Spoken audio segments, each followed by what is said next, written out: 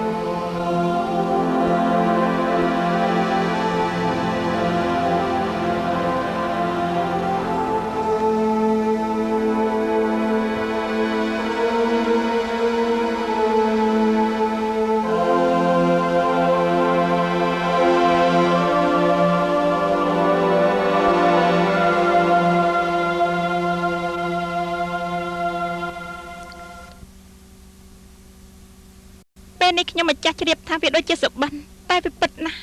វាពិតខ្លាំងណាស់ដូចខ្លាំងណាស់ព្រះពរមើលលោកតាហៅក្តីសុបិននេះមានន័យយ៉ាងម៉េចដែរមានន័យយ៉ាងម៉េចទូលបង្គំសូមទូលថាមានអ្វីគួរឲ្យភ័យព្រួយទេព្រះអង្គកំពុងមានលៀបជ័យព្រោះព្រះអរោះដ៏អស្ចារ្យកំពុងតែមកចាប់កំណើតថាម៉េចនេះយើងចិត្តមានព្រះបុត្រាហើយក្រាបទូលហើយពេលចម្រើនព្រះជន្មបើខ្លាយជាក្សត្រនិងជាក្សត្រដ៏អស្ចារ្យនៃចក្រវាឡតែម្ដងអូអញ្ចឹងហ៎បើទ្រង់សាងភ្នោះនឹងត្រាស់ជាព្រះពុទ្ធអង្គពុទ្ធប្រវត្តិគឺជារឿងរ៉ាវរបស់ព្រះសម្មាសម្ពុទ្ធ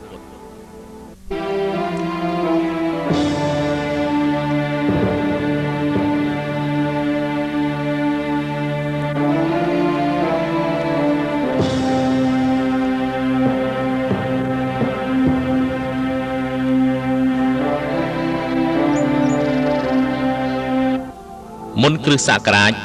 623ថ្ងៃ15កើតខែពិសាខនៅឧទ្យានលំពិនីក្នុងនគរកបិលពស្តុ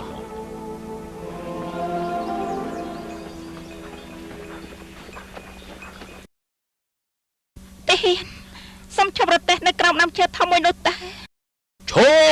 ប់មានការអីព្រះម៉ែទ្រង់មិនគួរចោះទេសូមយាងមកវិញមកទូលបង្គំទទួលព្រះរាជបញ្ជាពីព្រះអង្គមិនអោយឈប់រហូតទាល់តែធ្វើដំណើរទៅដល់អាណាចក្រយើងគួរតែធ្វើដំណើរទៅមុខទៀតយើងមិនអាចទៅបោះនគរបិតាទេ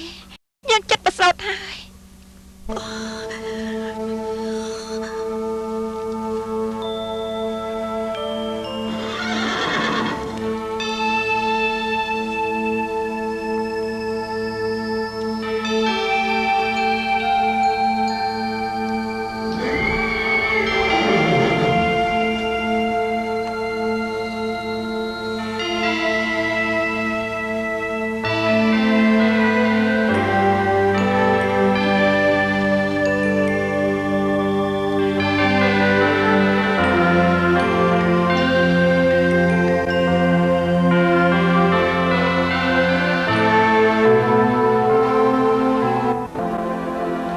យើងជាអ្នកចម្រើនលើលោកយើងជាអ្នកចម្រើនបំផុតក្នុងលោកយើងជាអ្នកដ៏ខ្ពង់ខ្ពស់បំផុតក្នុងលោកជាតិនេះជាជាតិចុងក្រោយរបស់យើងហេតុនេះក្តីទុកលែងមានទៀតហើយ5ថ្ងៃក្រោយមកមើលទៅព្រះរាជបុត្រាពិតជាអស្ចារ្យខ្លាំងណាស់ពិតមែនអើយមើលចុះពិតជាចម្លែកមែនតើអូមុនអូមានជ្រៃបានជាការជាបុត្រាពិតជាអស្ចារ្យខ្លាំងណាស់ព្រះរាជគ្រូយើងរីករាយខ្លាំងណាស់ដែលបានជួបពួកលោកព្រះរាជបុត្រាមានលក្ខណៈល្អដែរទេក្រាបទូលព្រះបង្គំសូមថ្វាយព្រះនាមថាសិទ្ធត្ថៈដែលមានន័យថាមានក្តីប្រាថ្នាសម្រេចសិទ្ធត្ថៈ ហើយម្ចាស់អូនយល់យ៉ាងណាដែរព្រះរាជនី ព្រះពរជាព្រះនាមដែលពិរោធណាស់ចូលដាក់ព្រះនាមរបស់បុត្រយើងថាសិទ្ធត្ថថា ក្រាបទូលព្រះអង្គទូលបង្គំជឿជាក់ថាព្រះរាជបុត្រានឹងក្លាយជាព្រះរាជាដ៏អស្ចារ្យនៃចក្រវាលក្រាបទូលតែយ៉ាងណាក៏ដោយយ៉ាងម៉េចបើសិនជាព្រះបុត្រាលះបង់ផ្លូវលោកព្រះអង្គនឹងយាងទៅសាងភ្នោះក្រាបទូលថាម៉េចគេជាព្រះបុត្រាហេតុអីក៏ត្រូវលះបង់ផ្លូវលោកដេកផ្ដាស់ខ្លាំងណាស់គេនឹងក្លាយទៅជាព្រះរាជាដ៏អស្ចារ្យទេតាអត់ទេក្រាបទូលព្រះបុត្រានឹងយាងទៅសាងភ្នោះយ៉ាងពិតប្រាកដហើយនឹងត្រាស់ជាព្រះពុទ្ធអង្គទៀតផងក្រាបទូលមើលកោណ្ឌញ្ញៈលោកនៅក្មេងហើយឆ្លាតជាងគេចូលប្រាប់មកមើលថាអ្វីដែលធ្វើឲ្យព្រះបុត្រារបស់យើងជ្រើសរើសវិធីចេញសាងភ្នោះហើយត្រាស់ជាព្រះពុទ្ធអង្គនោះពេលព្រះអង្គទ្រង់ទតឃើញទេវទូតទាំង4ក្រាបទូល ទេវទូតទាំង4តើជាអ្វីទៅ មនុស្សចាស់មនុស្សឈឺមនុស្សស្លាប់ហើយនឹងសាមណៈអស់លោកមហាសេនាចាប់ពីពេលនេះតទៅហាមព្រះរាជបុត្រយាងចេញទៅក្រៅរាជវាំងចូលកុំឲ្យរបស់អស់នោះចូលមកក្បែរចូលរារាំងពួកអស់នោះចេញពីផ្លូវជើងមិនចាប់អារម្មណ៍ថាត្រូវចំណាយមនុស្សអស់ប្រមាណទេសិទ្ធត្ថៈនឹងក្លាយជាព្រះរាជានៃក្រុងកបិលពស្តុហើយគ្មាននរណារារាំងបាន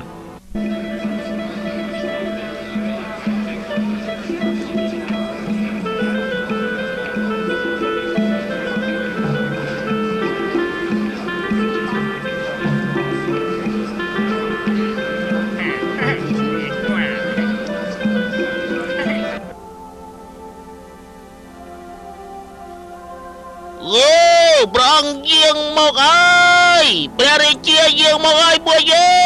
ងអបអរព្រះអង្គចូលចម្រើនសូមព្រះអង្គមានព្រះជន្មយឺនយូរ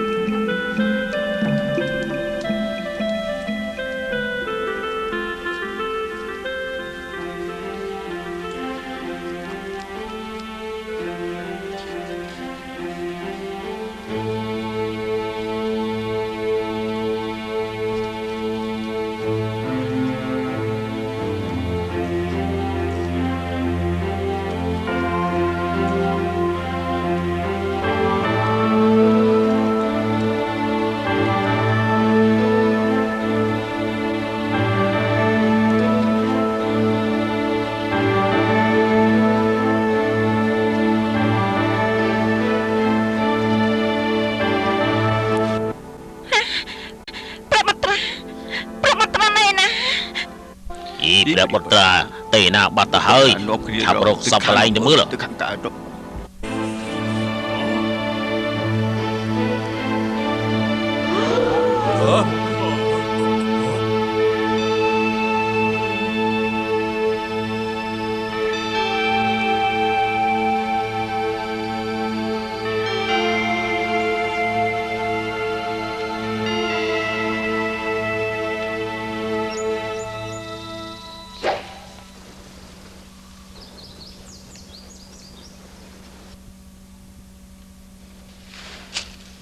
អូស្អីគេហ្នឹងអូបាក់សៃតូចអ្នកណាធ្វើចំពោះឯងអញ្ចឹងឲ្យវាមកយើងវិញណាសិទ្ធត្ថៈយើងជាអ្នកបាញ់វាទេយើងមិនឲ្យឯងទេ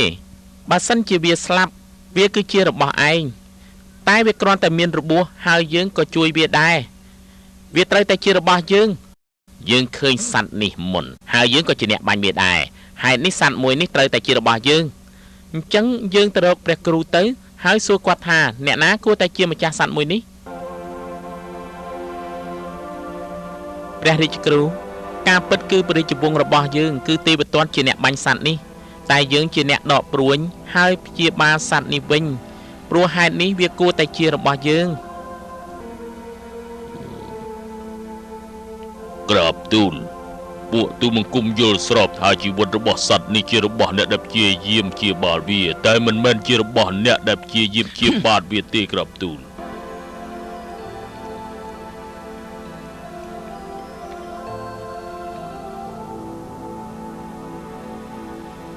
16ឆ្នាំក្រោយមក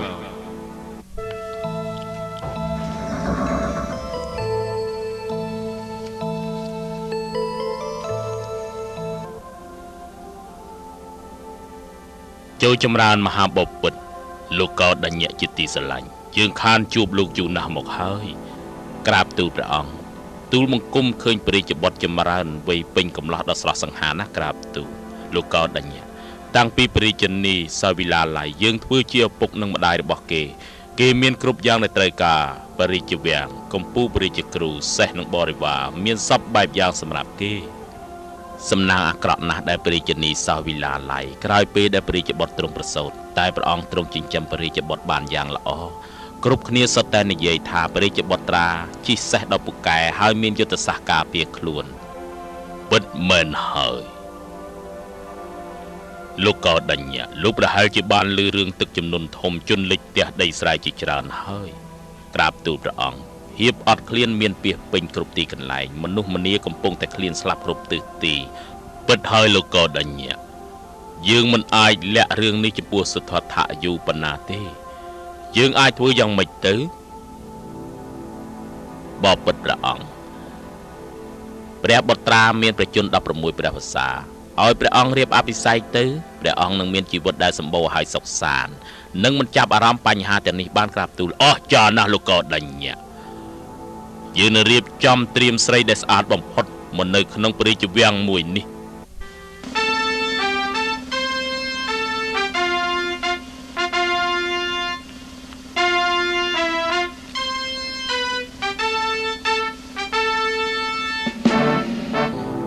ព្រះនាងទី1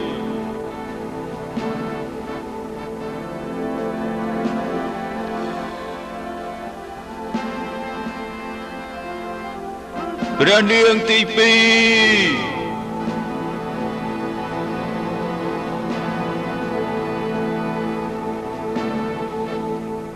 ព្រះនាងយសោធិរាពំភាយាងចូលគ្មានរង្វាន់សម្រាប់ខ្ញុំម្ចាស់ទេព្រះប៉ោះសំទោសណាយើងមានរង្វាន់តែប៉ុណ្្នឹងឯងឈប់សុំយករបស់នេះទៅអូយស្អាតណាស់ព្រះប៉ោះអរព្រះគុណត្រៀមពិធីរៀបអភិសេកភ្លាមតុបតែងលម្អផ្លូវអញ្ជើញព្រះរាជាគ្រប់នគរត្រៀមរៀបចំពិធីដ៏ធំបិទផ្លូវដើម្បីរាំរែកគ្រប់គ្នាចូលមានសេចក្តីសុខ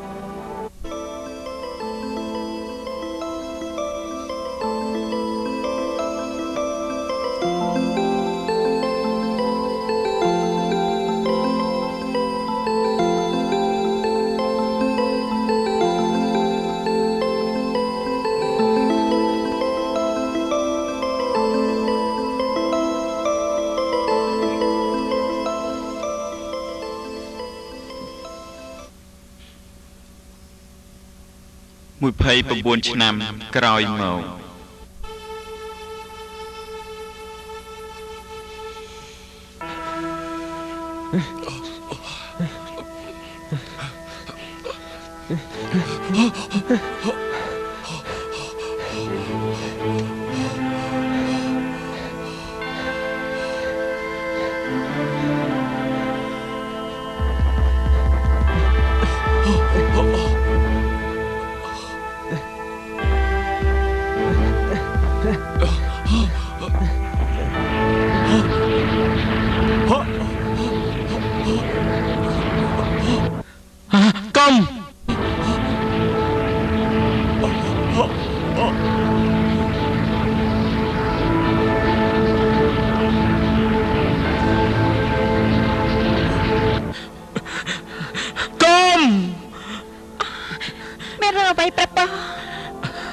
គ្មានអីទេ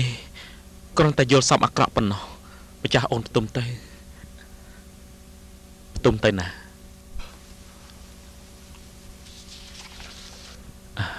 តើក្តីសុបិនមានន័យយ៉ាងម៉េចទៅពិតជាមានអ្វីមួយយ៉ាងនៅឯកំផែងនោះហើយ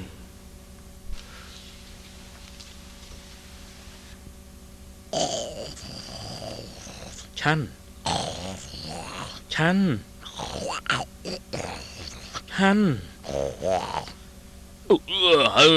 ហើយណាមកទាំងយប់អត់ត្រៀតថ្មនេះអូយថ្វាយបង្គំក្រាបទូលឲ្យទ្រង់យាងមកធ្វើអីទីនេះឆាន់យើងចង់ឲ្យលោកជួយយើងចេញទៅខាងក្រៅក្រសាលសួនច្បារ ទេឆាន់ បរិយាទានទៅក្រាបទូលទូលបង្គំធ្វើមិនបានទេហើយដល់បីពេលនេះទៅវិញនេះចិត្តភ្លឺទៅហើយទូលបង្គំត្រូវត្រៀមទីហ៊ានផង ទេឆាន់វាសំខាន់ខ្លាំងណាស់มันគួរឲ្យអ្នកណាឃើញទេជួយយើងផងទៅ ព្រះបុត្រាមិនចាំបាច់សុំអំបរទូលបង្គំអីទេទូលបង្គំជាបរិវាររបស់ព្រះអង្គទូលបង្គំនឹងត្រៀមរទេះសេះថ្វាយព្រះអង្គ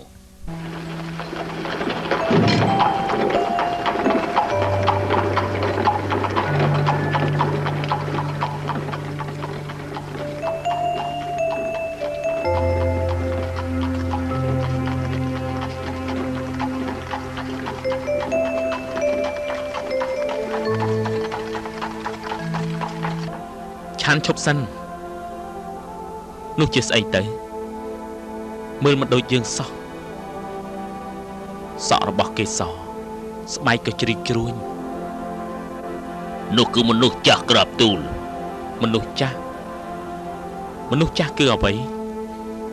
គេធ្លាប់នៅក្មេងដូចតែពួកយើងតែពេលវេលាកន្លងទៅគេក៏ត្រូវចាស់ក្រាបទូល មានន័យថាយើងគ្រប់គ្នានេះត្រូវតែចាស់មែនទេហេតុអីទៅ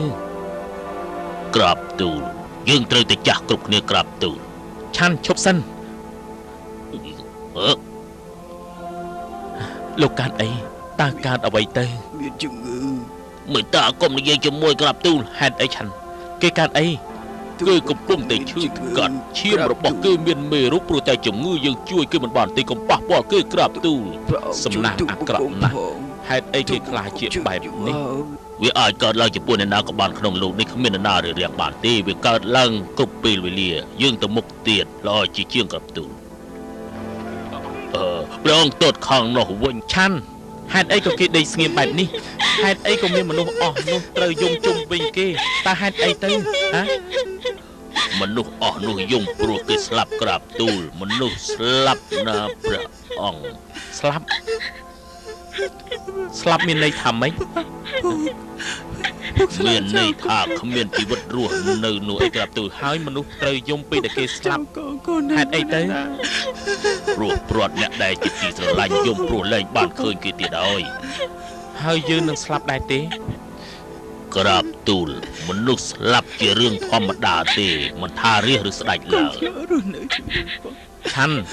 យើងឃើញគ្រប់គ្រាន់ហើយត្រឡប់ទៅព្រះជីវាំងវិញទៅ ក្រាបទូល វិញមក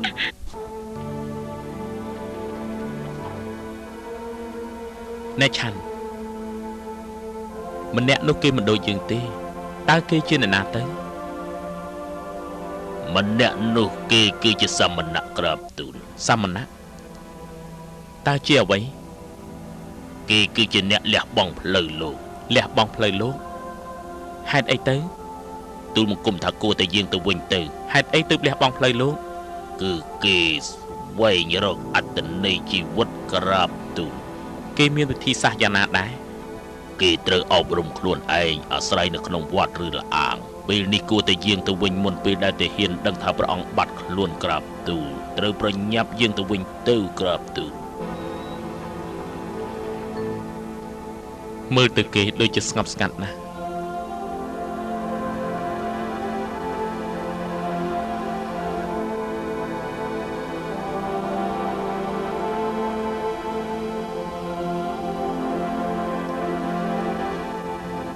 ពួកយើងគ្រប់គ្នាសុទ្ធតែត្រូវចាស់ឈឺស្លាប់ជារឿងធម្មតាទេ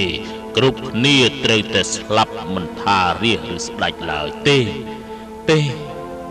ហេតុអីយើងត្រូវស្លាប់ គេជាអ្នកដែលលះបង់ផ្លូវលោកព្រោះស្វែងរកអត្តន័យនៃជីវិតអត្តន័យនៃជីវិតនៅក្រាបទូល ត្រូវហើយយើងត្រូវស្វែងរកចម្លើយនៃអត្តន័យជីវិតគោលដៅរបស់ជីវិតគឺអ្វីបើយើងត្រូវស្លាប់ថ្ងៃណាមួយវាពិតជាមានផ្លូវមិនកើតចាស់ឈឺស្លាប់ សូមទូលព្រះអង្គព្រះនាងប្រសូតបុត្រាហើយ កើតមកហើយ ព្រះជាត្រៀមប្រស្ងោយជប់លៀងពេលល្ងាចដើម្បីឆ្លងការប្រសូតរបស់ព្រះបុត្រា ចំណងដ៏ធំបានកើតឡើងហើយ ផឹកទៅមកដើម្បីអបអរណា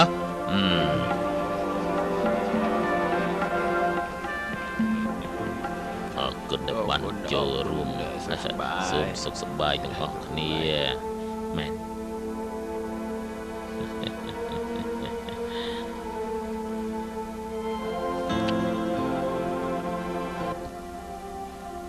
យៈសោធារីជាទីស្រឡាញ់ដល់ពេលដែលយើងត្រូវបែកពីនាងនិងកូនរបស់យើងហើយយើងមានភារកិច្ចដែលត្រូវទទួលខុសត្រូវច្រើនជាងក្តីមេត្តាចំពោះអ្នកដែលមានក្តីទុក្ខមានភាពសំខាន់ច្រើនជាងបើអ្នកទាំងពីរមានគ្រប់យ៉ាងបរិបូរណ៍ហើយយើងនឹងចាកចេញពីនាងលាសិនហើយ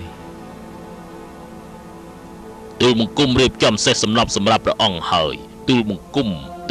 សូមអំបរឲ្យព្រះអង្គបដូរប្រតិយទៅ យើងទៅសិនហើយមុនពេលដែលវាហួសពេល ព្រះអង្គមេត្តាឲ្យទូលបង្គំទៅតាមព្រះអង្គដល់មាត់ស្ទឹងផងក្រាបទូល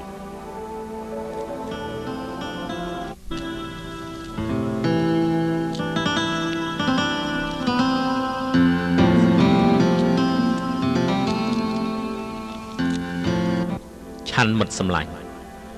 ដល់ពេលដែលយើងត្រូវលាលោកហើយនឹងសេះកណ្ណកៈមិត្តរបស់យើងមេត្តានាំយកសម្លៀកបំពាក់និងគ្រឿងអលង្ការព្រះកេសានិងព្រះខ័នរបស់យើងទៅថ្វាយព្រះបិតាផងចុះទូលព្រះអង្គថាយើងនឹងស្លៀកស្បង់ជីពរតាំងពីពេលនេះតទៅយើងនឹងប្រើពេលវេលានិងក្តីព្យាយាមរបស់យើងដើម្បីត្រាស់ឲ្យបានយើងមិនត្រឡប់ទៅវិញទេរហូតទាល់តែយើងសម្រេចគោលបំណងធំបំផុតនៃជីវិតមេត្តាប្រាប់ព្រះមហេសីនិងព្រះមេត្តាឆារបស់យើងផងថាយើងមានសុខភាពល្អមិនបាច់ស្វែងរកយើងទេយើងនឹងត្រឡប់ទៅវិញដល់ពេលដែលសមរម្យ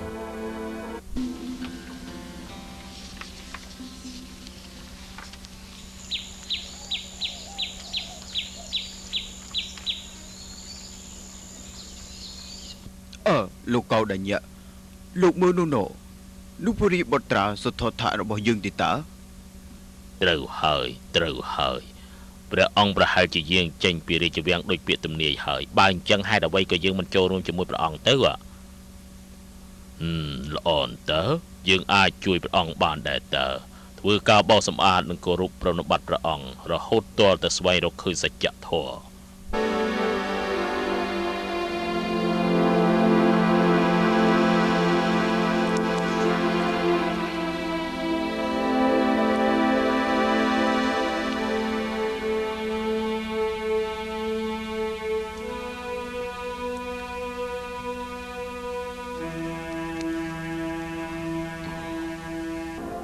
កៅដញ្ញៈអើយយើងដូចជាព្រួយបារម្ភណាស់កន្លងទៅ6ឆ្នាំហើយព្រះអង្គដូចជាសោយព្រះកញ្ញាតែបន្តិចបន្តួចមើលព្រះអង្គចោះមើលតែបែបនេះទៀតព្រះអង្គពិតជាសក្ដិហើយ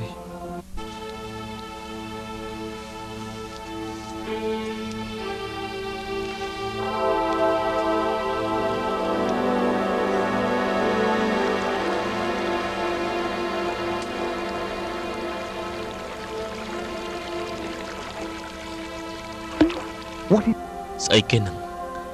អំបញ្ញមិញយើងឃើញដុំគ្រោះក្នុងទឹកថ្លាឆ្វេងតែពេលយើងឈានជើងចុះទៅក្នុងទឹកពួកបាយជាផលឡើងយើងលែងឃើញដុំគ្រោះទៀតហើយយើងនេះសែនងងខ្លៅណាស់ លោកពិតជាប្លែកខ្លាំងណាស់ខ្ញុំនាំហ្វូងកូដើរឆ្លងស្ទឹងនេះស្ទើរតែរាល់ថ្ងៃមិនឃើញមានបញ្ហាអ្វីសោះតែថ្ងៃនេះហ្វូងកូមិនព្រមឆ្លងស្ទឹងទេមើលលោកដៃក្តីងឿងឆ្ងល់តើលោកជាអ្នកណាហើយមកពីណា នាងតូចយើងកំពុងស្វែងរកសច្ចធម៌យើងមកពីទីឆ្ងាយណាស់យើងសូមអង្គុយតាំងសមាធិក្រោមដើមឈើមួយនេះ តែលោកទីនេះគ្រោះថ្នាក់ខ្លាំងណាស់ កុំបារម្ភអីនាងតូចគ្មានអ្នកណាដឹងថាយើងនៅទីនេះទេ លោកជាវាយរបស់ខ្ញុំជាអ្នកខ្ពង់ខ្ពស់ណាស់ហេតុអីក៏មិនទៅជាមួយពួកយើង អត់ទេនាងតូចកុំនិយាយពីយើងឲ្យសោះមិនគួរមានអ្នកណាដឹងថាយើងនៅទីនេះទេ បានប៉ុន្តែអាហាររបស់លោកនោះ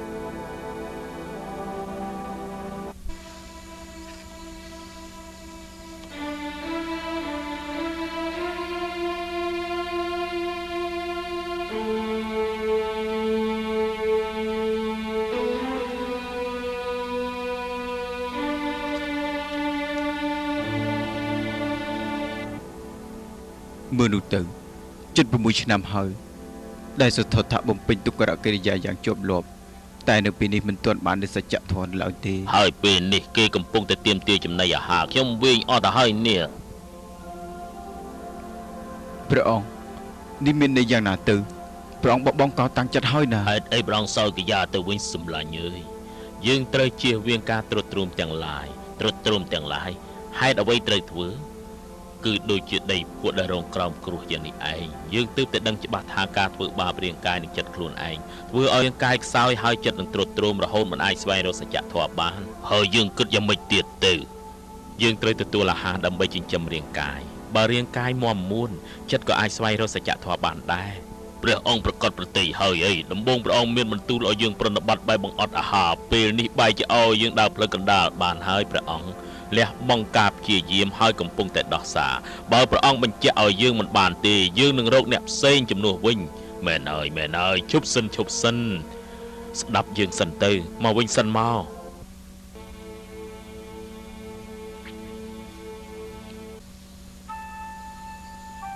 35ឆ្នាំកន្លងផុតទៅ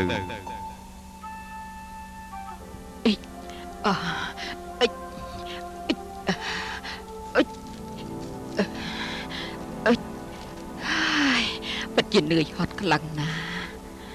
ហើយ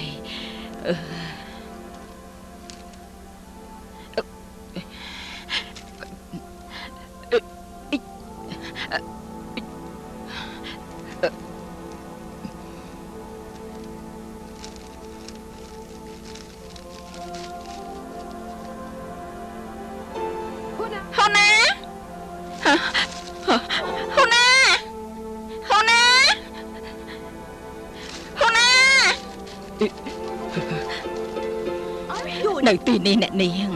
ហូណាទៅបោះសម្អាតក្រោមដើមជ្រៃហើយយកខ្សាច់ទៅរោយឲ្យខ្ញុំផងណាចាស់អ្នកនាង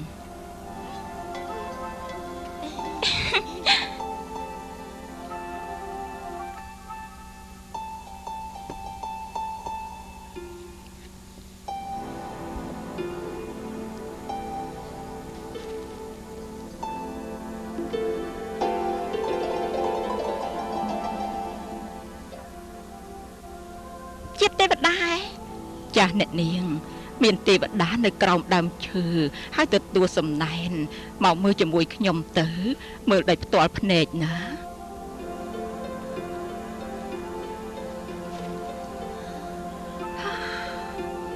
ដោយក្តីគោរពខ្ញុំឈ្មោះសុជាតិតាជាកូនស្រីរបស់លោកមេភូមិស្រីបំរើរបស់ខ្ញុំឈ្មោះហ៊ូណាជឿថាលោកជាទេវតាយើងមិនមែនជាទេវតាអីទេ អញ្ចឹងលោកជាអ្នកណា យើងជាសាមណៈដែលកំពុងស្វែងរកសច្ចធម៌ កាលខ្ញុំនៅពីតូចខ្ញុំធ្លាប់បន់ស្រន់ក្រោមដើមជ្រៃនេះថាបើខ្ញុំមានស្វាមីដែលមានឋានៈប្រហាក់ប្រហែលគ្នាហើយកូនដំបងរបស់ខ្ញុំជាកូនប្រុសខ្ញុំនឹងសែនបាយមហូបឲ្យជារៀងរាល់ឆ្នាំក្តីប្រាថ្នារបស់ខ្ញុំបានខ្លាចជាការពិតហើយសូមមេត្តាទទួលអាហារនេះផងចុះហើយសូមឲ្យលោកសម្រេចដូចការតាំងចិត្តរបស់លោកផង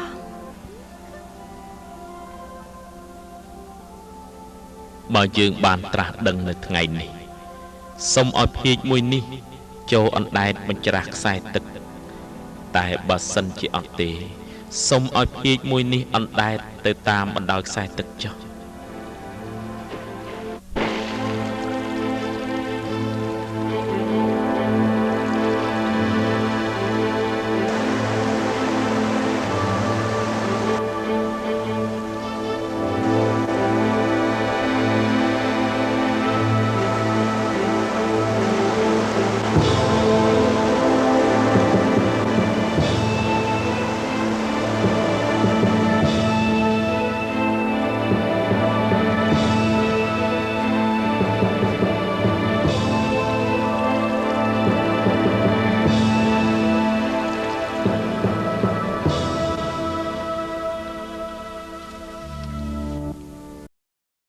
ថ្ងៃពេញបរមីខែវិសាខ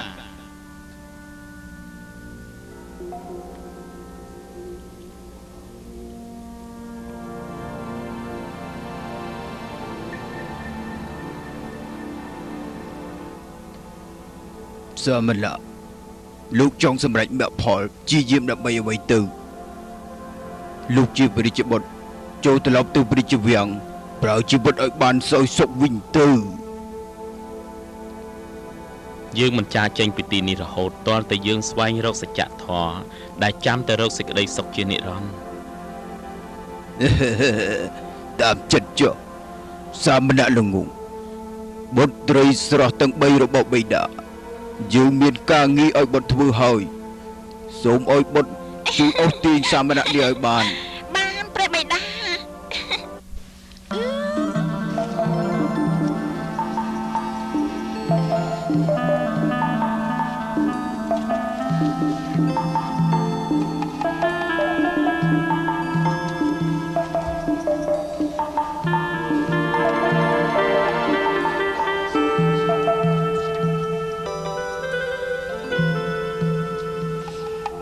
សាមណៈល្ងងឯងពិតជាឈ្ងួតខ្លាំងណាស់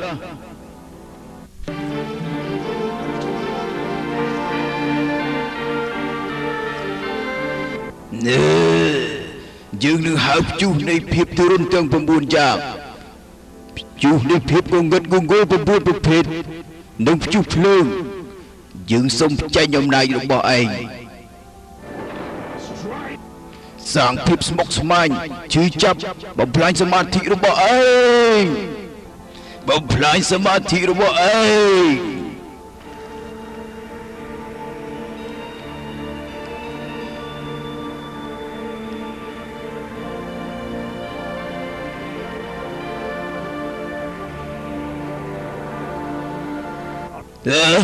ស្អីគេនេះមិនអាចបានទេ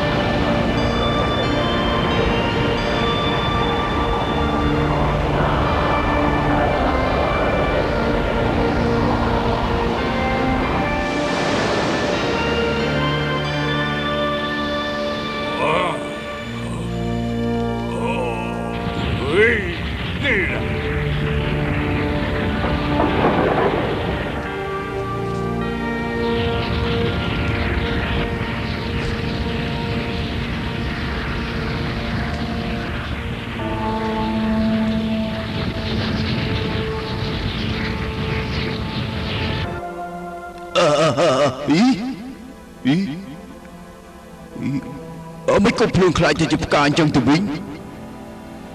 អូជុះសង្គ្រាមទាំង9មិនអាចចាញ់សាមណៈបានទេឥឡូវនេះយើងសូមចុះចាញ់ហើយកលេសនៃភាពងងឹតងងល់បានត្រូវបណ្ដេញចេញហើយរស្មីនៃការចេះដឹងក៏ចាប់ផ្ដើមភ្លឺឡើងនៅទីបំផុតយើងក៏បានស្វែងរកសច្ចធម៌ដែលជាទីបញ្ចប់នៃការកើតចាស់ឈឺស្លាប់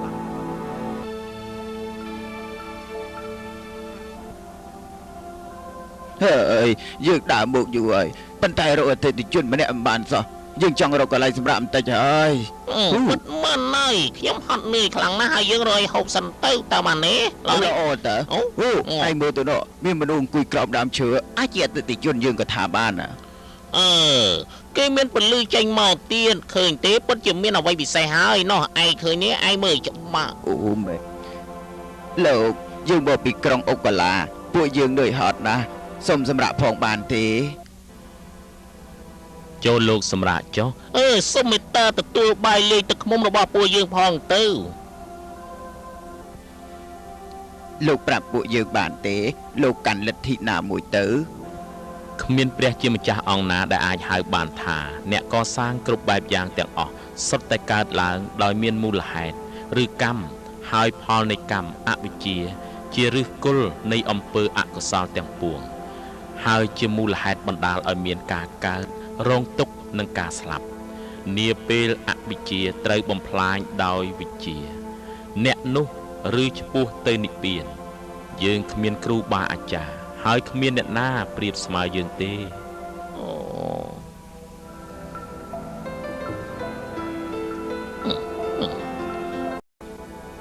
ព ព្រះពុទ្ធជាម្ចាស់សូមមេត្តាទទួលពួកយើងទាំងពីរធ្វើជាសាវករបស់ព្រះអង្គផងទៅហើយឲ្យខ្ញុំព្រះអង្គ មុ បាន ន នឹង ជាទី ធ្វើ ខំ យើង ផង ទៅយើងសុំរបស់មានតម្លៃផ្ញើទៅគោរពបូជាផងចុះ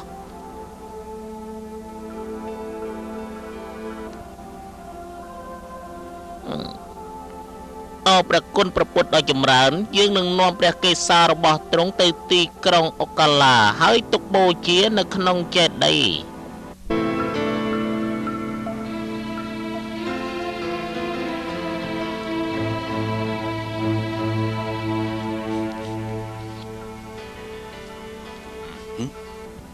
ស្អីគេនោះ នោះលោកសុថតថតិតើ មើលលោកចុះលោកពោពេញទៅដោយភាពប្រណិតយើងគិតថាលោកប្រហែលជាឆ្ពោះទៅអាណាចក្ររបស់បិតាលោកហើយ ដើម្បីអង្គុយលើរាជបល្ល័ង្កទាយាទទៀតហើ ទេ យ មើលទ្រង់មកខាងនេះទេតើ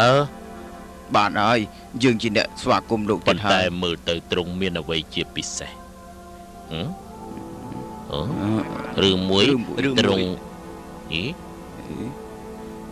អូ ឬមួយទ្រង់ត្រាស់ដឹងទៅហើយនេះអូ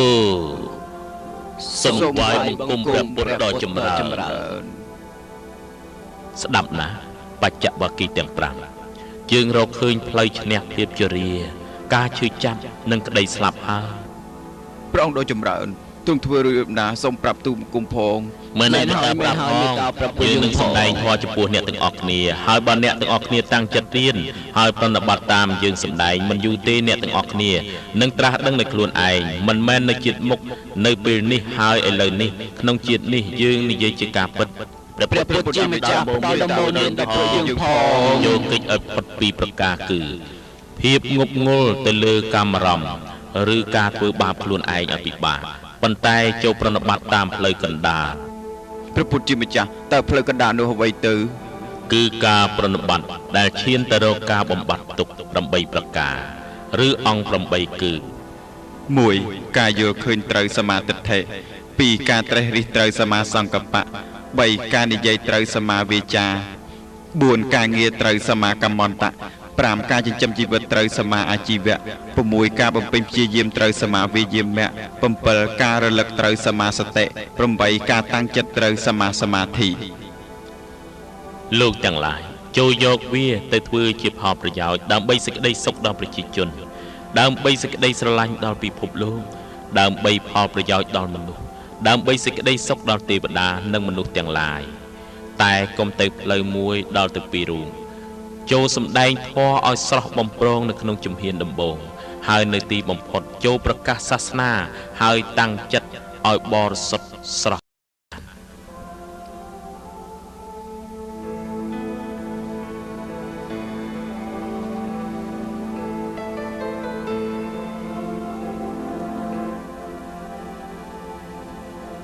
ព្រះអង្គដ៏ចម្រើនលើកទោសឲ្យខ្ញុំព្រះអង្គបានទេในការរំខាននៃការឆាន់ខ្ញុំចង់សួរនៅបញ្ហាមួយដល់លោកចង់សួរស្អីគេ លោកដៀងលោកមើលទៅស្រស់ថ្លា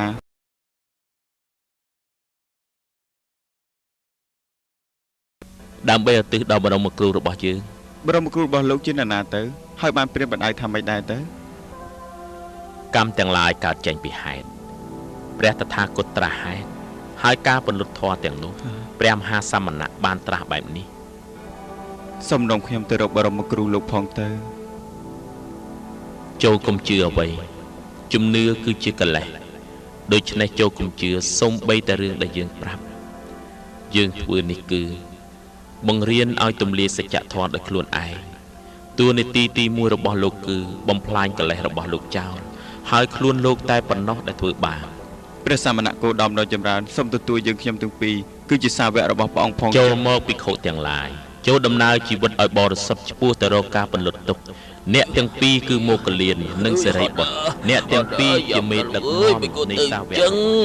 អើយអរអូអីដល់គឺនោះ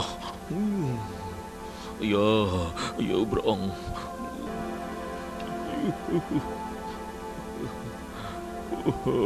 ព្រះអង្គ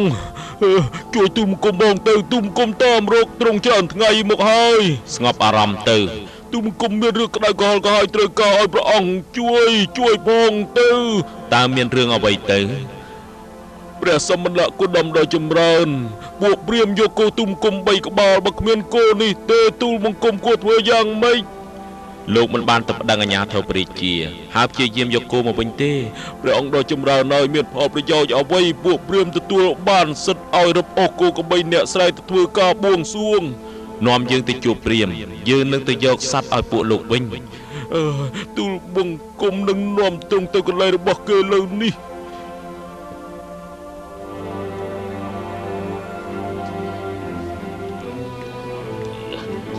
ដាក់ឲ្យមុតនេះគួយ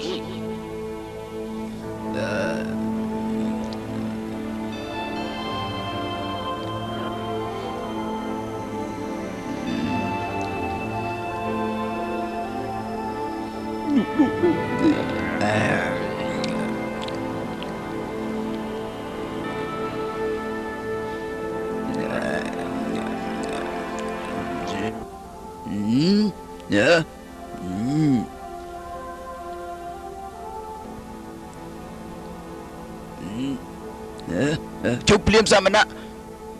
នេះមិនមែនជាកន្លែងអ្នកក្រៅវណ្ណៈទេលោកព្រាហ្មណ៍តើលោកមានដឹងទេមនុស្សក្រៅវណ្ណៈគឺជាអ្វីហើយអ្វីទើបមនុស្សនៅក្រៅវណ្ណៈទេសមណៈយើងមិនចាប់អារម្មណ៍អ្នកក្រៅវណ្ណៈជាអ្វីទេយើងមិនស្គាល់ទេអញ្ចឹងចាំស្ដាប់ណាលោកព្រាហ្មណ៍ត្រូវចាំទុកមនុស្សក្រៅវណ្ណៈមិនមែនកើតឡើងតាំងពីកំណើតទេភាពជាព្រាហ្មណ៍ក៏មិនមែនមានមកតាំងពីកំណើតដែរភាពក្រៅវណ្ណៈកើតចេញពីទង្វើទៅវិញទេភាពជាព្រាហ្មណ៍ក៏កើតចេញពីទង្វើដែរអូចាមែនទូបង្ហាញបំភ្លឺក្រំពុះភ្លឺងងឹតទូបង្គំសូមអង្វរទូយកទូបង្គំផងសូមប្រទ្រង់យាងព្រះអង្គលោកព្រាហ្មណ៍ខ្លួនលោកមានតម្លៃប៉ុន្មានព្រះសមណៈខ្លួនរបស់ទូបង្គំមានតម្លៃច្រើនមហិមាណាស់ព្រះអង្គអញ្ចឹងយើងមកវាយតម្លៃគ្នារបៀបនេះប៉ុន្មានលើកប៉ុន្មានសារដែលលោកនាំយកសัตว์មកបួងសួងព្រះសមណៈច្រើនជាង100,000ដងទៅទៀតឯណោះអញ្ចឹងយើងមានតម្លៃច្រើនជាងនេះពិតរឿងសមណៈលោកព្រាហ្មណ៍ដោះលែងសត្វដែលគួរអាណិតទាំងនេះចងយើងជំនួសវិញទៅហើយបង្ហូរឈាមយើងដើម្បីបួងសួងចុះព្រះសមណៈសត្វដែលយើងសម្រាប់ទាំងប្រមាណនេះត្រូវទៅកើតក្នុងឋានសួគ៌ក្រោយពីវាងាប់ទៅណាលោកបួងសួងដើម្បីបញ្ជូនសត្វទៅឋានសួគ៌គឺដើម្បីទទួលពរព្រះសមណៈដើម្បីហេតុទាំងពីរយ៉ាងនឹងឯងលោកអូនទេមានស្រីមួយប្រុសមួយព្រះអង្គលោកបញ្ជូនពួកគេទៅឋានសួគ៌ទេព្រះអង្គមានន័យយ៉ាងម៉េចនឹងបើអញ្ចឹងលោកព្រាហ្មណ៍ហេតុអ្វីលោកមិនចងពួកគេហើយកាត់កពួកគេទៅព្រះសមណៈនេះចង់និយាយពីស្អីស្ដាប់ណាលោកព្រាហ្មណ៍អ្នកណាដែលអះអាងថាការបួងសួងជារឿងប្រសើរពួកគេជាអ្នកបួសដែលយករឿងនេះធ្វើជាអាជីពរកចិញ្ចឹមខ្លួនឯងលោកកុំធ្វើតាមដោយគ្មានហេតុផលឲ្យសោះបើអញ្ចឹងព្រះសមណៈទូបង្គំនឹងមានជំរឿនដ៏ល្អសម្រាប់បួងសួងព្រះជាម្ចាស់ដោះលែងសត្វគួរអាណិតទាំងអស់នេះទៅបានព្រះសមណៈបើទូបង្គំដោះលែងបែបនេះតើគូបង្គំនឹងរស់នៅក្នុងសង្គមព្រាហ្មណ៍យ៉ាងម៉េចនាពេលលោកសម្ដែងក្តីមេត្តាចំពោះសត្វទាំងនេះហើយសត្វដ៏ច្រើននឹងគោរពដល់លោកនឹងទទួលបានពរពីព្រះជាម្ចាស់អូយព្រះសមណៈគោដមខ្ញុំព្រះអង្គនឹងដោះលែងសត្វនៅពេលនេះហើយ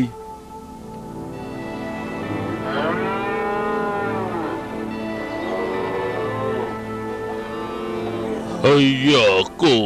យើងក៏ដែលអ្នកស្រុកគោរពទ្រង់វាជាការពិតទ្រង់ជាអ្នកត្រាស់ដឹងអស្ចារ្យណាស់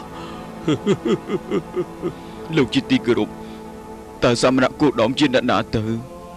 ទ្រង់គឺជាព្រះពុទ្ធអ្នកសាងចំពោះផ្លូវអ្នកដែលមិនបានសាងអ្នកប្រកាសចំពោះផ្លូវអ្នកមិនបានប្រកាសអ្នកដឹងផ្លូវចំពោះអ្នកដែលមិនបានដឹងផ្លូវ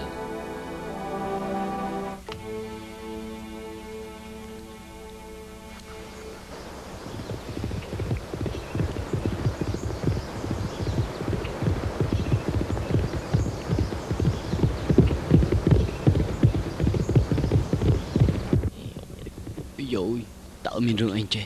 សិទ្ធិជើងស្លាប់នេះមានរឿងមួយទៅចេះបបិទ្ធព្រះអង្គដ៏ចម្រើនទូបង្គំមានបរិយាសាមកពីព្រះរាជវាំងព្រះបិតាសធុធនៈមានប្រតិចង់ជួបព្រះអង្គភិក្ខុទាំងឡាយត្រៀមធ្វើដំណើរទៅទីក្រុងកបិលភ័ស្ត្រជាមួយនឹងយើង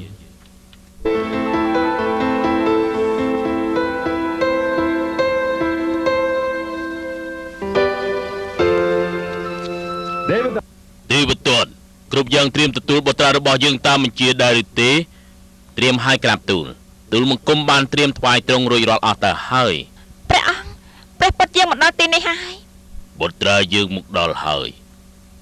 ប៉ុន្តែគេនៅឯណាព្រះអង្គទ្រង់នៅតាមថ្នល់ព្រះពរនៅតាមថ្នល់ចុះទៅធ្វើអីនៅទីនោះកំពុងតែដាស់សុំអាហារព្រះពរស្អីគេរាជាត្រៀមរបស់ដែលទ្រង់ពេញចិត្តតែទ្រង់បែរជាទៅសុំហូបគេបែបនេះគួរឲ្យខ្មាស់គេខ្លាំងណាស់រៀបចំសេះឲ្យយើងភ្លាមក្រាបទូល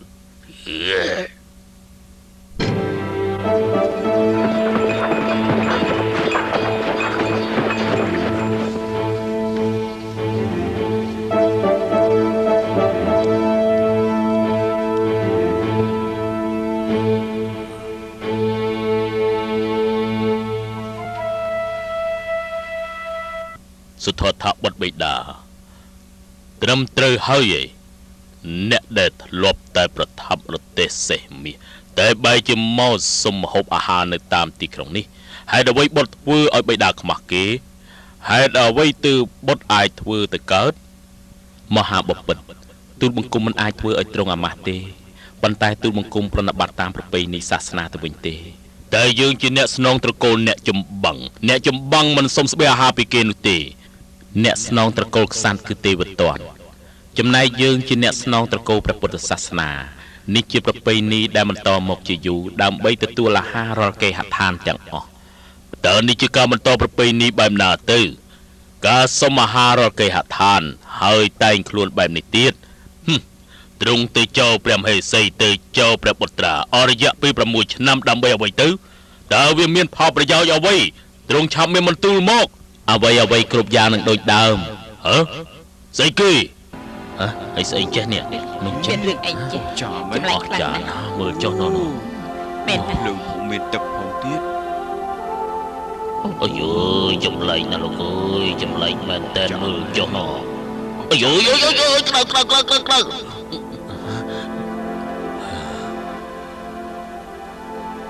ទ្រង់សំណាងល្អណាស់មានព្រះរាជបុត្រាដ៏អស្ចារ្យមកចាប់កំណើតក្នុងគភ៌ព្រះមហេសីទ្រង់ជាព្រះរាជាដ៏អស្ចារ្យលើចក្រវាឡ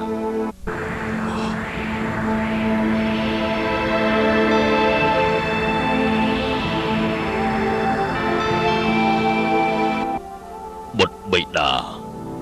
បុត្រធ្វើឲ្យបិតាយល់ពីការពិតបុត្របង្ហាញឲ្យបិតាឃើញដល់ទៅ3លើកតែបិតាល្ងងគ្មានប្រាជ្ញាសូមមេត្តាលើកទោសឲ្យបិតាផងចុះបបិទ្ធព្រះអង្គដ៏ចម្រើន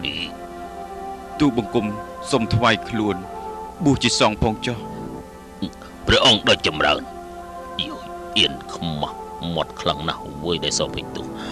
សូមអភ័យទោសទូលបង្គំហងឲ្យទូលបង្គំបានបម្រើត្រង់ហើយទៅព្រមជាមួយនឹងព្រះបុត្រាអនន្តផងពួកទូលបង្គំនឹងផ្សព្វផ្សាយបន្ទូលរបស់ព្រះអង្គ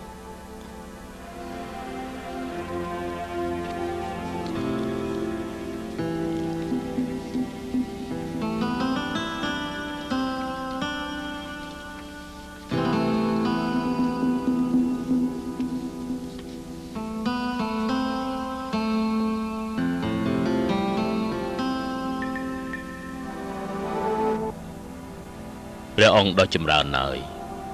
ពេលដែលនាងដឹងថាទ្រង់ស្លៀកស្បង់ជីពរនាងក៏ធ្វើដូចទ្រង់ពេលដែលនាងឮថាទ្រង់ទទួលទានមួយថ្ងៃមួយពេលនាងក៏ធ្វើដូចជាទ្រង់ពេលនាងដឹងថាទ្រង់មិនផ្ទុំលើគ្រែនាងក៏ធ្វើតាមពេលនាងនៅតែម្នាក់ឯងរាជាផ្សេងក៏មានចិត្តចំពោះនាងតែនាងបែរជាបដិសេធមិនព្រមទាល់តែសោះមហាបពិតមិនត្រឹមតែជាតិនេះទេសូម្បីតែជាតិមុននាងក៏នៅក្បែរបុត្ររហូតហើយបូជាខ្លួនចំពោះបុត្រយសោធារីនាងមានការអត់ធ្មត់ចំពោះការប្រត់ប្រាស់កម្លាំងនេះឯងធ្វើឲ្យយើងមានទឹកចិត្តក្នុងការប្រណិប័តដល់ព្រះពុទ្ធជាម្ចាស់ហើយជាទួនាទីរបស់យើងនៅក្នុងការផ្សព្វផ្សាយព្រះធម៌ជាសេចក្តីសុខដល់មនុស្សទាំងឡាយខ្ញុំម្ចាស់ស ប្បាយចិត្តលើទ្រង់សូមឲ្យភារកិច្ចរបស់ទ្រង់បានជោគជ័យ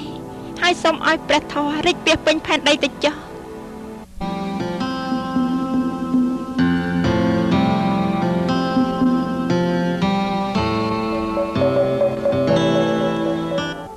ព្រះហលបាត់មេដា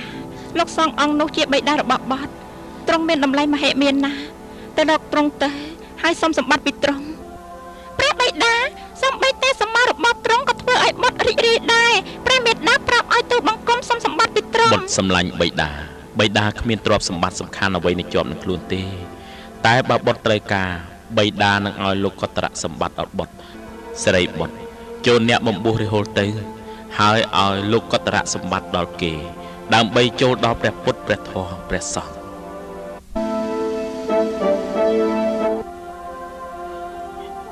ស្អីគេហេតុអីក៏បុត្រធ្វើដូច្នេះ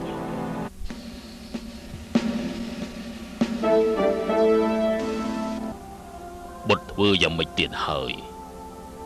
បិតាសោកស្ដាយណាស់ដែលរាហុលចៅប្រុសបិតាត្រូវបួសទៀតពេលបុត្រចេញពីព្រះរាជវាំងបិតាសង្ឃឹមលើរាហុលបិតាសប្បាយដែលឃើញគេលេងគេធ្វើឲ្យបិតាសប្បាយចិត្តពេលបិតានឹកបុត្រតែពេលនេះវាហួសពេលទៅហើយបិតាសូមអំបរបុត្របានទេបានមហាបពិតការបួសរបស់បុត្រមិនគួរធ្វើទេបើមេដាបិតាមិនអនុញ្ញាតបានបុត្រនឹងធ្វើតាមព្រះបិតាសុំហើយកត់ត្រាធ្វើជាច្បាប់របស់សង្ឃបបិទ្ធព្រះអង្គដ៏ចម្រើនយ៉ាងម៉េចអានន្ទមានការអីស្ត្រីភេទអាចសិក្សាពាក្យព្រានបដៅហើយនឹងបួសជាភិក្ខុនៃបានដែរឬទេមានអីស្ត្រីក៏ធ្វើបានដែរតាមបម្រើព្រះអង្គតាំងពីយូរយារណាស់មកហើយបីបាច់ថែរក្សាព្រះអង្គតាំងពីព្រះមេដាសោយវិឡាឡៃទៅម្លេះតាំងពីយូរណាស់មកហើយព្រះអង្គតាំងពីព្រះអង្គនៅក្មេងមកម្លេះណាមែនយើងដឹងច្បាស់ណាស់ព្រះអង្គដ៏ចម្រើនព្រះនាងកូតមីហើយនឹងស្ត្រីទៀតឈរនៅចាំខាងក្រៅសូមព្រះអង្គអនុញ្ញាតឲ្យបួសជាភិក្ខុនៃផងចុះដើម្បីឲ្យបានដល់នៅប្រតនត្រ័យដ៏ធំអានន្ទបើកូតមីនិងមិត្តរបស់នាងអាចប្រតិបត្តិតាមខ8ប្រការបានហើយនោះត្រៀមបួសទៅចុះ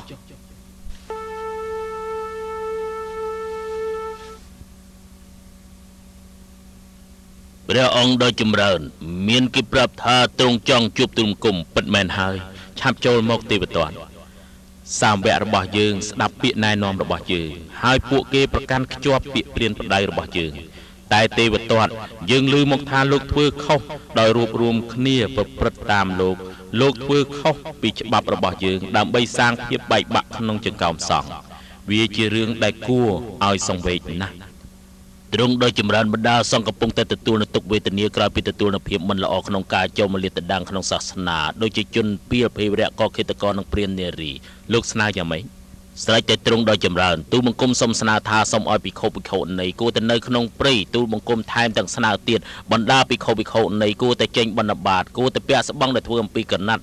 បណ្ដាភិក្ខុសង្ឃគួរតែអង្គុយសមាធិនៅក្នុងព្រៃលើកលែងឆាន់សាច់ហើយសាវកទាំងអស់គួរគោរពតាមច្បាប់វិន័យរបស់សង្ឃឲ្យបានហ្មត់ចត់ទេវទត្ត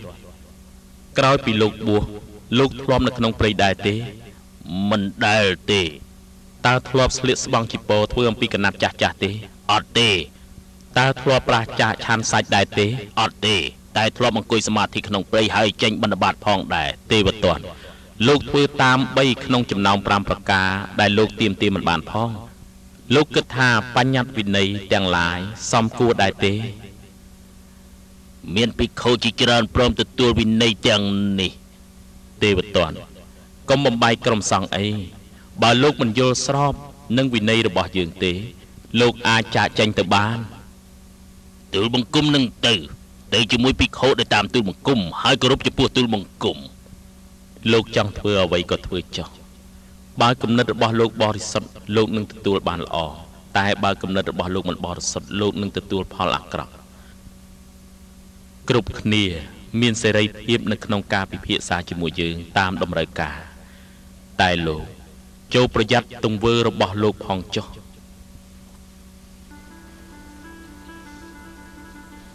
អានន្ទយើងចង់ទៅឲ្យឆ្ងាយមួយរយៈបបិទ្ធព្រះអង្គដ៏ចម្រើន ខ្ញុំព្រះអង្គមិនដែលសង្ស័យនឹងការសម្រេចប្រតិរបស់ព្រះអង្គទេតែព្រះអង្គទៅគង់នៅឯណាដែរ យើងនឹងទៅតែម្នាក់ឯងក្នុងព្រៃ ព្រះអង្គគង់នៅក្នុងព្រៃសត្វសាហាវច្រើនណាស់ណា សត្វព្រៃវាគ្មានគ្រោះថ្នាក់ទេតថាគតរកកន្លែងសំគួរហើយរស់នៅទីនោះឆាន់តែផ្លែឈើមិនកំរើកទៅណានឹងដំណើរជីវិតតាមច្បាប់របស់តថាគតផុត3ខែហើយឯងមករកតថាគតចុះ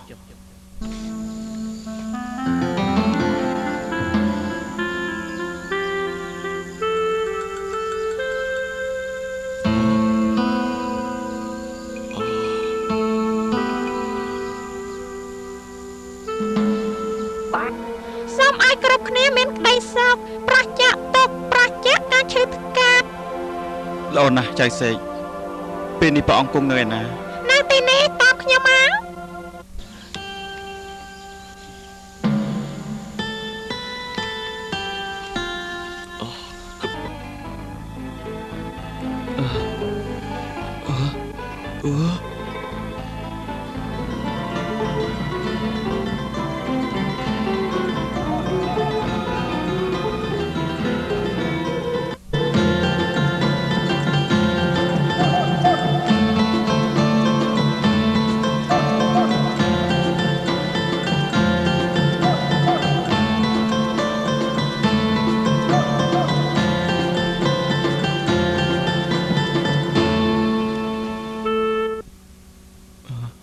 បបិទ្ធព្រះអង្គដ៏ចម្រើន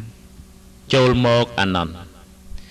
គុំទៅបានសត្វសេកមួយក្បាលនេះកុំអីទូបង្គំត្រូវវង្វេងផ្លូវហើយម្យ៉ាងទៀតទូបង្គំគុំមិនបានជួបព្រះអង្គដែរ អានន្តនេះជាមិត្តស្មោះរបស់យើងម្នាក់ ស្រេចតែព្រះអង្គទេទូបង្គំមិនដែលឃើញអ្វីដែលចម្លែកបែបនេះទេទូបង្គំស្ទើរតែមិនជឿនឹងភ្នែកខ្លួនឯងសត្វទាំងអស់នេះនៅក្នុងព្រៃសុទ្ធតែស្មោះត្រង់ចំពោះព្រះអង្គទាំងអស់ អានន្តសត្វនៅក្នុងព្រៃមិនខុសពីសត្វផ្សេងៗទេពួកគេស្មោះត្រង់ហើយឧស្សាហ៍ព្យាយាមជាងសត្វផ្សេងៗសម្រាប់យើងមិត្តភ័ក្តិល្អៗជារឿងគួរឲ្យរីករាយហើយអាចនៅជាមួយពួកគេបាន ស្រេចតែព្រះអង្គទេតែទីមួយដែលព្រះអង្គគង់នៅទីនេះគ្រប់គ្នាតែងតែគោរពនៅទេវទត្តហើយនឹងសាវកដូច្នេះពួកនោះគិតថាយើងមិនច្បាស់លាស់នោះទេទោះបីយ៉ាងណាក៏ដោយមួយខែក្រោយមកប្រជាពលរដ្ឋចាប់ផ្ដើមមិនពេញចិត្តនឹងទង្វើរបស់ទេវទត្តនិងសាវកពួកគេក៏វែងដុំថ្មត្រូវទេវទត្តនិងសាវក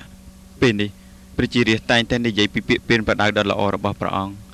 ហើយគេបាននិមន្តព្រះភិក្ខុសង្ឃដទៃទៀតទៅថ្វាយចង្ហាន់ហើយតែងតែសួររកព្រះអង្គជារៀងរាល់ថ្ងៃ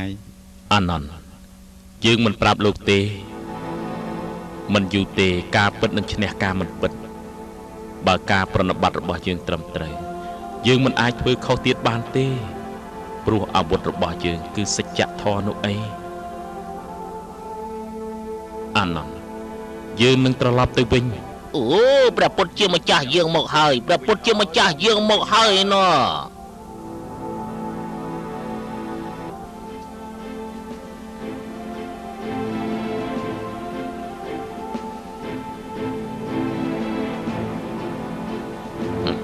đi tự được cũng tích đi đúng không ơi tự cho tránh đi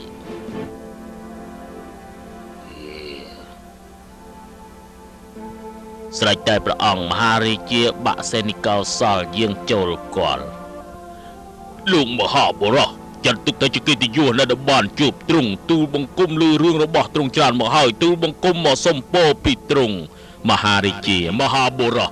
dương miền tây hiền sẽ pram rồi nè bầm bẹ tới đời à buốt chăm nơi khang cào ở nọ dương tiêm nâng slap rồi hỏi bên đi không phía cách ấy tới đầm bay xâm lập bay sai Angli mía kỳ xâm lập chỉ chân ở chợ nói việc ta sai xa đây bộ dương mà sông po bị trùng đầm bay ở ca nghiền đi từ tua bàn chục chi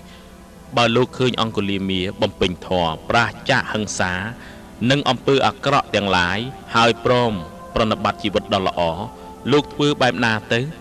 không có nơi nè dương nâng lực tu ỏi kia hơi tu chịu bớt ỏi kia bàn chân Mahari chia ni anh cứ Angli mía ơi đó ơi ơi cùng khai ấy Mahari chia mình bạch khai ở đây tiệt tê ơi giờ bị sẻ nào bro bất chỉ bị sẻ mình tên vừa mới từ ai bị sai Angli mía prom cho nhom trùng sòng say khăng nè ព្រះពុទ្ធជាម្ចាស់ជាអ្នកកែប្រែយើង និយាយស្ដាប់បន្តិចបានទេ យើងគឺជាអហិង្សៈបុត្ររបស់អ្នកបួស យើងត្រូវបានបញ្ជូនទៅរៀននៅសាលាល្បីហើយបានរង្វាន់ជាច្រើនលើកការសិក្សានៅមុខវិជ្ជាផ្សេងៗរួមទាំងសិល្បៈការពារខ្លួនកូនសិស្សផ្សេងៗទៀតសុទ្ធតែមានភាពចំណាយនឹងយើងទាំងអស់ពួកគេបានញុះញង់នឹងគ្រូឲ្យស្អប់យើងព្រមទាំងគ្រួសាររបស់យើងគ្រូក៏បានស្អប់យើងហើយក៏បានបង្កើតនៅលក្ខខណ្ឌដ៏ចម្លែកនៅក្នុងការទទួលយកជោគជ័យលើការសិក្សាប្រៀបដូចជាការគៀបសង្កត់យើងដូចនេះដែរម្រាមដៃ 1000 គឺជាថ្លៃនៃការសិក្សាលោកគ្រូខ្ញុំមកពីតកូមិនប្រើហិង្សាលោកគ្រូក៏ដឹងដែរខ្ញុំមានឈ្មោះថាអហិង្សៈមានន័យថាមិនបៀតបៀនអ្នកដទៃខ្ញុំសូមអង្វរលោកគ្រូបដូរតម្រូវការរបស់លោកគ្រូនេះបានទេយើងមិនបដូរទេយើងមិនអាចកែប្រែចិត្តយើងបានទេយើងប្រែចិត្តលោកគ្រូមិនបានមានអារម្មណ៍ពិបាកនឹងប្រឈមមុខហើយបានជួបនឹងលាអាងមួយនៅព្រៃភ្នំយ៉ាងជ្រៅយើងបានចាប់ផ្ដើមរស់នៅដោយភាពព្រៃផ្សៃស៊ីសត្វជាអាហារហើយចិត្តសាហាវព្រៃផ្សៃក៏កើតឡើងយើងស្ទាក់អ្នកដំណើរដែលធ្វើដំណើរបាក់គ្រប់គ្នាហើយកាត់ម្រាមដៃពួកគេហើយយើងក៏ចងសាក់សពគេនៅលើចុងឈើចាំរហូតដល់អ្នកផ្សេងទៀតមកនៅទីបំផុតយើងក៏មានឈ្មោះថាអង្គលីមាដែលមានកម្រងជាម្រាមដៃហើយយើងចូលគម្រាមកំហែងប្រជាជនរហូតនៅទីបំផុតយើងក៏មានម្រាមដៃចំនួន999ម្រាមនៅសល់តែមួយទៀតទេយើងនឹងសម្រេចភារកិច្ចហើយថ្ងៃមួយយើងមើលឃើញស្ត្រីម្នាក់កំពុងតែដើរមកយើងក៏បានចូលទៅរកគាត់តាមពិតគាត់ជាម្ដាយរបស់យើងក៏ឈប់ភ្លាមហើយគិតថាយើងអាចសម្លាប់បានទេស្របជាពេលនោះដែរក៏បានឃើញនៅព្រះពុទ្ធនិមន្តទៅហើយយើងក៏បានបដូរចិត្តឆ្ពោះទៅរកទ្រង់វិញតែគួរឲ្យចម្លែកណាស់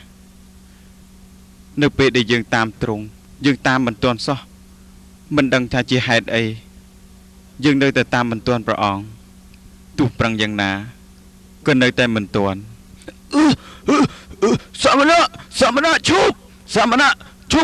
ប់ភ្លាមសមណៈឈប់ភ្លាមឈប់សមណៈឈប់ភ្លាមយើងឈប់ហើយតែលោកទេដែលមិនទាន់ឈប់សមណៈលោកឈប់យ៉ាងម៉េចបើលោកនៅតែដើរលោកប្រាប់ថាយើងមិនទាន់ឈប់ហើយយើងឈប់ហើយដើរតែលោកប្រាប់ថាយើងមិនទាន់ឈប់តែសមណៈមានន័យយ៉ាងម៉េចទៅអង្គលីមាយើងឈប់ជានិរន្តរ៍ឈប់ធ្វើហិង្សាចំពោះវត្ថុមានជីវិតទាំងឡាយ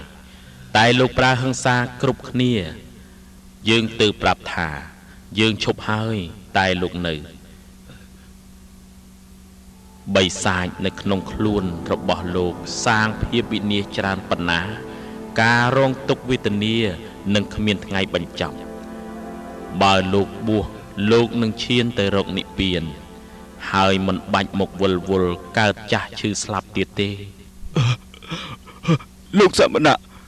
ខ្ញុំបានធ្វើខុសច្រើនណាស់ខ្ញុំកើតអីនឹង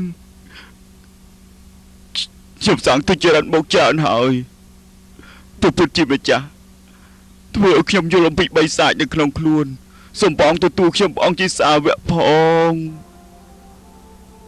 លោកយទីគោរពសូមទទួលសបង់ជីពរអាហារថ្នាំពីយើងផងចុះមហារាជមានក្តីមេត្តាអរគុណច្រើន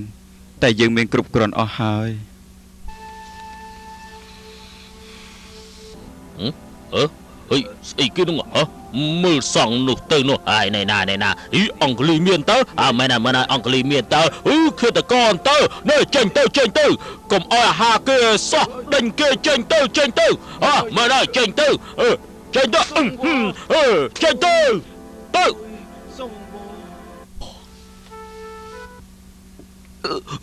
ព្រះអង្គ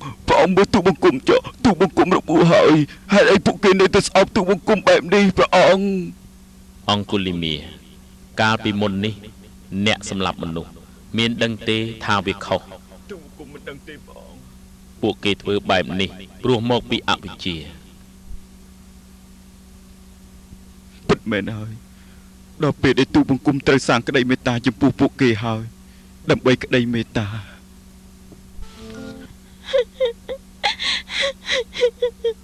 គេនៅណាពេទ្យនោះជាអ្នកណាទៅ ទ្រង់ជាគ្រូរបស់យើងសូមមេត្តាស្ងប់អារម្មណ៍ទៅចាំយើងនិយាយជាមួយទ្រង់បបិទ្ធព្រះអង្គដ៏ចម្រើនពេលខ្ញុំកណ្ណាទឹកបណ្ឌបាតនៅព្រឹកមិញបានជួបនឹងស្ត្រីម្នាក់ព្រមទាំងក្មេងតូចស្រែកយំសុំថ្នាំដើម្បីព្យាបាលកូនប្រុស សូមមេត្តាឲ្យថ្នាំមកខ្ញុំព្យាបាលកូនផងទៅ នាងឈ្មោះអ្វីហើយមានអ្វីកើតឡើងចំពោះកូននាង ខ្ញុំម្ចាស់ឈ្មោះកេសាកោតមីហើយកូនប្រុសតែមួយគត់របស់ខ្ញុំក្តៅខ្លួនស្លាប់ហើយខ្ញុំសូមវល់លោកជួយខ្ញុំផងទៅឲ្យថ្នាំមកខ្ញុំមកខ្ញុំនឹងឲ្យមាសលោក យើងនឹងឲ្យថ្នាំទៅនាងតែនាងត្រូវយករបស់មកឲ្យយើងសិន តើស្អីទៅព្រះអង្គប្រាប់ខ្ញុំម្ចាស់មក ទៅរកគ្រាប់ស្ពៃមកឲ្យយើង ក្របស្បៃតែប៉ុណ្ណឹងទេ មែនហើយតែត្រូវចាំទុកណាមានលក្ខខណ្ឌថាគ្រាប់ស្ពៃត្រូវតែមកពីគ្រួសារដែលគ្មានអ្នកណាស្លាប់ ខ្ញុំនឹងទៅរកឲ្យលោកភ្លាមស្អីគេក្របស្បៃហ៎នាងចង់បានប្រមាណក៏បានដែរតែពុករបស់ខ្ញុំទើបតែស្លាប់កាលពីខែមុនមែនហើយគ្រួសាររបស់ខ្ញុំទើបតែស្លាប់កាលពីអាទិត្យមុន គ្មានអ្វីអមតៈទេមានទាំងការកើតនិងការស្លាប់ការចម្រើននិងការវិនាសការជួបនិងការបែកបាក់លោកស្រស់បំប្រងប្រៀបដូចជាផ្កាដែលរីកនៅពេលព្រឹកហើយស្វិតទៅវិញដោយកម្ដៅនៃពេលថ្ងៃ ព្រះអង្គខ្ញុំម្ចាស់យល់ហើយថាក្តីស្លាប់គឺជារឿងធម្មតា ចាំទុកណាកេសាកោតមីថ្ងៃណាយើងត្រូវព្រាត់ពីរបស់ដែលយើងស្រឡាញ់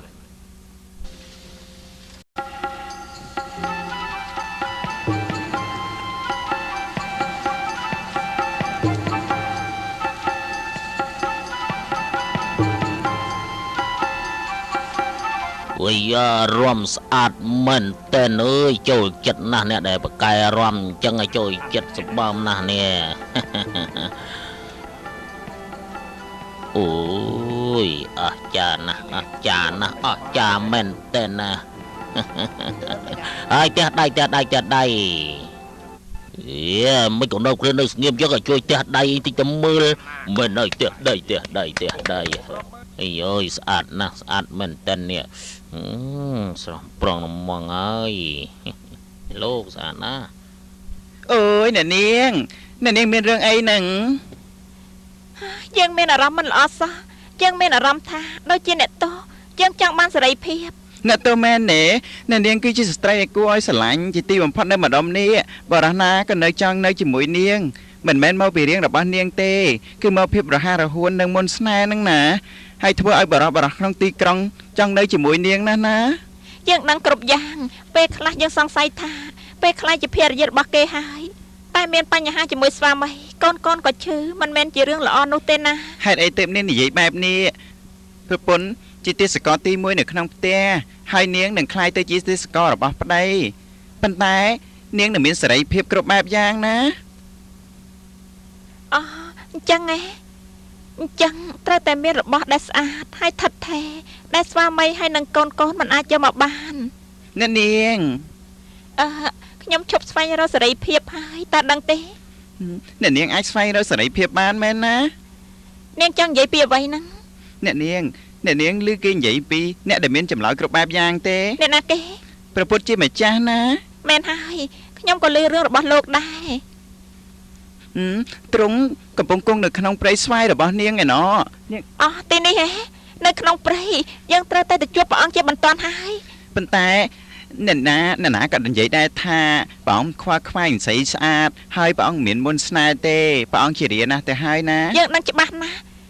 ឯងយល់ទេភាពស្រស់ស្អាតនិងភាពគួរឲ្យស្រឡាញ់វាត្រូវបាត់បង់វាពិតជាមានអ្វីថិតថេរព្រះពុទ្ធជាម្ចាស់ពិតជាដឹងហើយថាយើងនឹងស្វែងរកត្រៀមរទេសស្អីយើងភ្លាម មនុស្សដែលស្រីឃ្លានលើជីវិតដែលគ្មានការប្រុងប្រយ័ត្ននឹងរីកចម្រើនដោយសត្វជើង4គេនឹងលោតពីជីវិតមួយទៅជីវិតមួយដូចគ្នានឹងសត្វតូចដែលលោតពីដើមឈើមួយទៅដើមឈើមួយរកផ្លែឈើ ព្រះអង្គដ៏ចម្រើនខ្ញុំម្ចាស់អំពពលីជាស្រីស្អាតប្រចាំស្រុកខ្ញុំម្ចាស់ភ្លក់រសជាតិស្រស់បំព្រងនិងភាពសប្បាយលើលោកនេះយ៉ាងល្អប៉ុន្តែខ្ញុំទទួលការឈឺចាប់ការអបសុកនិងភាពទទេស្អាត អ្នកនាងត្រូវគ្រប់គ្រងរាងកាយនិងផ្លូវចិត្ត ខ្ញុំម្ចាស់គួរតែធ្វើបែបណាទៅ ត ត្រូវពន្លត់ការប្រកាន់ខ្ជាប់លើការប្រាថ្នាការស្រេកឃ្លាននិងអំពើអាក្រក់វឹកវើទង្វើខាងកាយវាចាចិត្តឲ្យបានល្អមែនហើយព្រះអង្គខ្ញុំម្ចាស់នឹងធ្វើតាមខ្ញុំម្ចាស់នឹងហាត់ចំពោះទង្វើដែលល្អខ្ញុំម្ចាស់សូមនិមន្តព្រះអង្គជាមួយនឹងព្រះភិក្ខុទៅទទួលចង្ហាន់នៅផ្ទះខ្ញុំម្ចាស់យើងនឹងនិមន្តទៅផ្ទះនាងមុនព្រះអង្គមិនអាចទៅឆាន់ផ្ទះនោះបានទេព្រះអង្គធ្លាប់ជាព្រះរាជបុត្រាព្រះអង្គទៅឆាន់ផ្ទះស្រីផ្កាមាសមិនកើតទេព្រះអង្គត្រូវតែទៅឆាន់នៅផ្ទះទូបង្គំសូមខមាទោសឲ្យខ្ញុំម្ចាស់ផងខ្ញុំម្ចាស់មិនបានយល់ថាព្រះអង្គមិនអាចទៅឆាន់នៅផ្ទះខ្ញុំម្ចាស់បាននៅក្នុងព្រះគម្ពីរធម៌គ្មានព្រះបុត្រាស្រីស្អាតនៅក្នុងក្រុងស្អែកនេះយើងនឹងទៅឆាន់អាហារនៅផ្ទះរបស់នាងអរព្រះគុណព្រះអង្គហើយអរព្រះគុណព្រះអង្គហើយ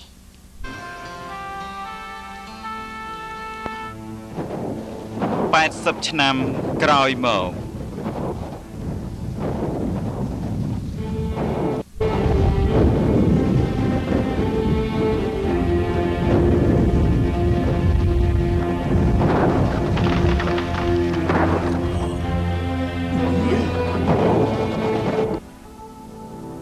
ភិក្ខុទាំងឡាយចូលតាំងចិត្តស្ដាប់ឲ្យបានល្អនាពេលចប់3ខែបន្ទាប់ពីនេះយើងនឹងចូលនិព្វានហើយចូលនិព្វានព្រះអង្គចូលនិព្វានហើយស្រេចតែព្រះអង្គដ៏ចម្រើនដើម្បីភាពស្មោះត្រង់ស្រស់បំព្រងទេវតានិងមនុស្សសូមឲ្យទ្រង់មានព្រះជន្មបន្តទៀតផងបានហើយអានន្ទកុំសុំអ្វីពីយើងទៀតពេលវេលាសម្រាប់សុំបានកន្លងផុតទៅហើយតើទូបង្គំធ្វើបែបណាបើទ្រង់ចូលនិព្វានហើយនោះអានន្ទអើយធម៌ដែលយើងនិយាយមិនមែនជារឿងអាត់កំបាំងទេយើងមិនមែនជាគ្រូដែលហួងហែងវិជ្ជាចូលឧស្សាហ៍ព្យាយាមយកចិត្តទុកដាក់សាងអំពើល្អអ្នកណាមានគំនិតលើផ្លូវល្អហើយរស់នៅដោយការមិនប្រហែសនៅក្នុងព្រះធម៌នោះអ្នកនោះនឹងអាចគេចផុតពីវាលវត្តសង្សារការស្លាប់រស់ហើយបញ្ចប់នៅទុក្ខយើងនឹងសម្រាកក្រោមដើមឈើនេះមើលនោះដើមរៀងគ្រប់ដណ្ដប់ទៅដោយផ្កាដ៏ស្រស់បំព្រងមិនមែនជារដូវកាលរបស់វាពិសេសមែនតែនមើលចុះផ្កានោះធ្លាក់ចុះមកពីលើមេឃទៀតផងនោះមើលហើយភិក្ខុទាំងឡាយចាត់ទុកថាជារឿងដ៏ពិសិដ្ឋគួរឲ្យគោរពគួរឲ្យកោតខ្លាចហើយគួរឲ្យគោរពលោកអនុណាខ្ញុំចង់ជួបព្រះពុទ្ធជាម្ចាស់បានហើយលោកសុផាថៈឈប់រំខានទ្រង់ទៅទ្រង់ហត់ហើយអស់កម្លាំងខ្លាំងណាស់អានន្ទអើយកុំហាមសុផាថៈអីឲ្យគេចូលមកនិយាយចុះទូបង្គំមានរឿងសង្ស័យមានអ្វីសុផាថៈទ្រង់ដ៏ចម្រើនសាសនាផ្សេងមានអ្នកប្រណិប័តល្អហើយប្រព្រឹត្តខ្លួនល្អណាស់ក៏ប៉ុន្តែលើកស្ទួយសាសនារបស់យើងពិសេសជាងសាសនាផ្សេងទៅទៀតត្រឹមត្រូវហើយដូច្នេះហើយយើងស្វែងរកសាសនាត្រឹមត្រូវបានបែបណាទៅព្រះអង្គមនាលសុផាថៈសាសនាក្នុងរូបភាពផ្សេងសុទ្ធតែសមគួរហើយបើសាសនាទាំងនោះមានការប្រៀបធៀបខទាំង8ព្រោះខទាំង8ចាត់ទុកថាជាសច្ចធម៌របស់ចក្រវាលគ្រប់បែបយ៉ាងសុទ្ធតែជាអនិច្ចំមិនទៀងទាត់និព្វានអាចទៅដល់ដោយការព្យាយាមតែប៉ុណ្ណោះព្រះសម្មាសម្ពុទ្ធទ្រង់ចូលបរិនិព្វាននៅក្នុងថ្ងៃអង្គារពេញបុណ្យមីខែពិសាខឆ្នាំម្សាញ់ដែលគឺជាថ្ងៃចាប់មាននៅពុទ្ធសករាជក្នុងសកលលោកខ្ញុំប្រកាសណាអាត្មាភាពប៉ែនវិបុលបច្ចុប្បន្នជាសាមណសិស្សពុទ្ធិកវិទ្យាល័យព្រៃវែង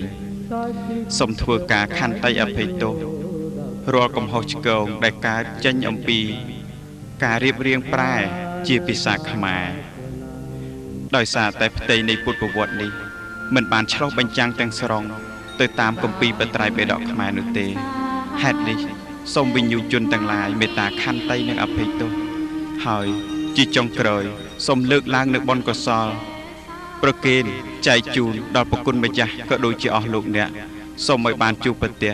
ទៅនឹងពុទ្ធពរទាំងឡាយ4ប្រការអាយុវណ្ណៈសុខៈនិងពលៈព្រមទាំងសម្បត្តិទាំងឡាយ3ប្រការសម្បត្តិមនុស្សសម្បត្តិទេវតានិងសម្បត្តិអស្ចារ្យគឺសម្បត្តិព្រះនិព្វាន កំបីអខានឡើយសូមអនុមោទនា ណដ្ឋិសន្តិបរੰសុខੰពុំមានសេចក្តីសុខណាស្មើនឹងសេចក្តីស្ងប់ឡើយ